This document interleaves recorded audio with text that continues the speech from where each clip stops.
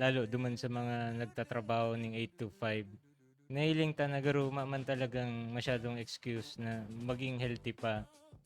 Si Sir nga ni na nag-gym and ngunyan na-engage pa siya sa pag-free dive and dati nag-skate pa. So, duman talaga sa mga data po mapirit, Sir.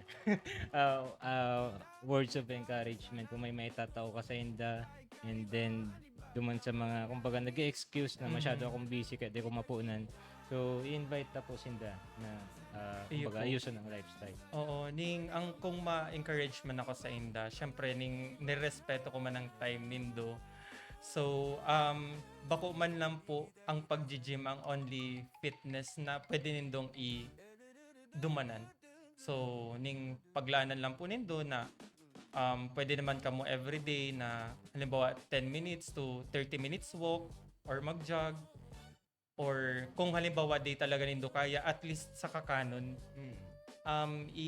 i-lessen nindo si mga bawal like mga cholesterol na na food, pagbanggi na day na masyadong magparakakan, and importante din po ang fasting.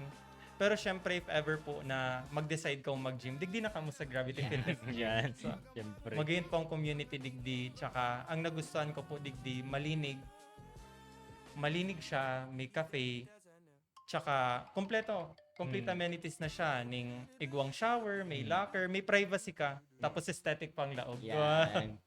So yun. Tsaka napaka-approachable ng nila, ng mga staff and ng owner din. Sila Sir Jeff, sila Sir Gab. So yun.